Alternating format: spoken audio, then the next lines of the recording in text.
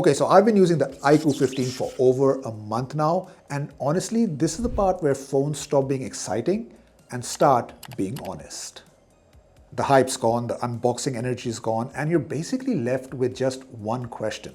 Can I actually live with this thing every day? I'm gonna answer that, but real quick, do me a small favor, hit that subscribe button. It really helps us out. So let's start with how it feels, because that's the first thing you notice. I've been using the Legend white color, and yeah, it's super clean. It's basically a white slab of glass and metal with a tiny strip of racing flag near the bottom. If you like simple aesthetics, this one might win you over, but I personally find it a little too plain. The good news is that the back does not attract fingerprints at all. And you know, for testing, we always use the phones without cases. That's the only real way to understand durability and in-hand feel. So after a month, no case, regular daily use, and it's held up really well. Now yes, it is heavy, you're not imagining it. It weighs around 220 grams, and after the first few days, you do feel that weight. But the weight is also balanced nicely, and the flat sides help a lot. After a week, it just stops being a thing. The matte finish helps with grip, which matters when you're not using a case. The phone feels really well built. It gets IP68 and IP69 ratings, so dust and the occasional water spills aren't really a problem. Up front, you've got short sensation alpha glass with glass on the back too. The monster halo light makes a return. It looks cool around the camera, but functionally it's kind of too subtle. I mean, I have missed notifications because of it, which says a lot. The display though, this is where iQOO really nailed it. You get a 6.85-inch 2K LTPO AMOLED panel with a 144Hz refresh rate, and it looks gorgeous the moment it lights up. Even after 35 days, it's still sharp, still crazy bright, and it looks good in every situation. Outdoors, no problem. Indoors, no problem. HDR content looks great. The 144Hz refresh rate mostly shows up in select games, and day to day it runs at 120Hz, which honestly feels perfect. And since it's an LTPO panel, the always-on display drops to 1 Hz, which obviously helps in saving battery. The ultrasonic fingerprint scanner has also been flawless, fast, accurate, and something you completely forget about, which is the best compliment. The stereo speakers are fine, but they're not blowing anyone away. But now we do need to talk about performance, because it's been insane, and that fact hasn't changed even after a month.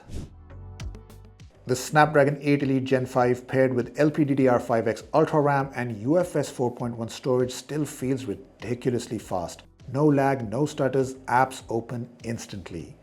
Benchmarks back up what your hands already feel. The iQOO 15 scores around 3.89 million on Antutu and hits 3,672 in single core and 10,548 in multi-core on Geekbench. But gaming is where this phone really shows off. It is iQOO after all. After tweaking a few settings, I got consistent 144Hz gameplay in BGMI and Call of Duty Mobile. The smoothness is unreal, and the dedicated Q3 chip really shows its strengths in games like Genshin Impact, where ray tracing and upscaled visuals bring richer lighting, reflections, and shadows, all without hurting performance or responsiveness. Even during long gaming sessions, the phone stayed surprisingly cool. iQOO's massive 8K single-layer vapor chamber clearly does its job. The only thing I'll say is that if you don't game, then this much power might be overkill, because you're paying for performance that you may never use, if that makes sense.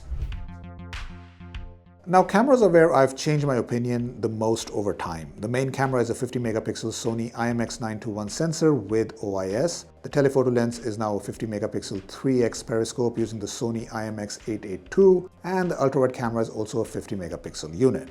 The main camera is just reliable. You take a shot and it usually gets it right. Colors look natural, dynamic range is solid, and it handles harsh light well. The telephoto camera is easily the standout. The 3x periscope has been great for portraits and zoom shots, and it holds up better than I expected at higher zoom levels. The weak point is still the ultra-wide at night. Daylight is fine, but the low light is where it starts to fall apart a bit.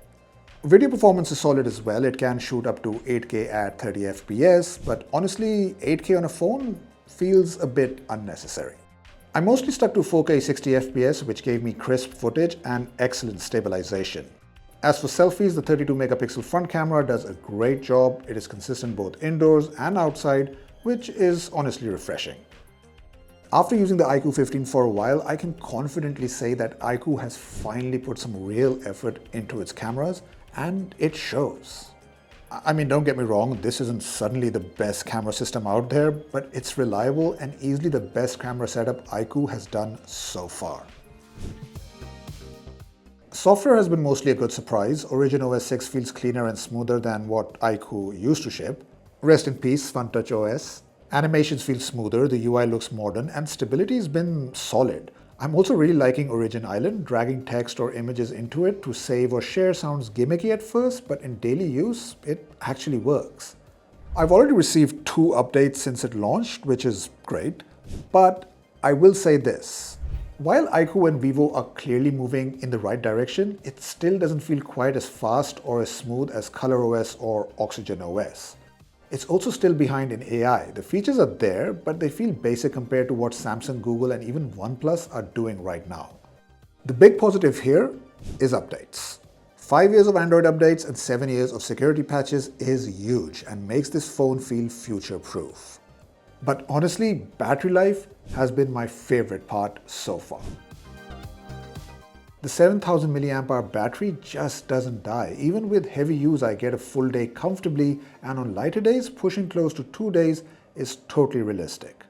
Charging's changed a bit. Wired speeds dropped from 120 watt to 100 watt, but you now get 40 watt wireless charging. There are no magnets, so alignment takes a second, but speeds are solid. I went from 5% to full in under an hour on the wire.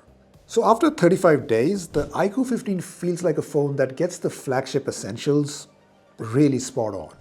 The display, performance, battery life, and improved cameras all work really well.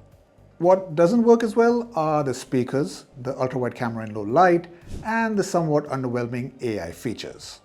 Also, the price jump compared to the iQOO 13 is still a tough pill to swallow, and I get why some people will hesitate.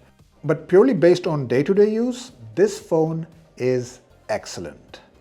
And after more than a month, that's what really matters.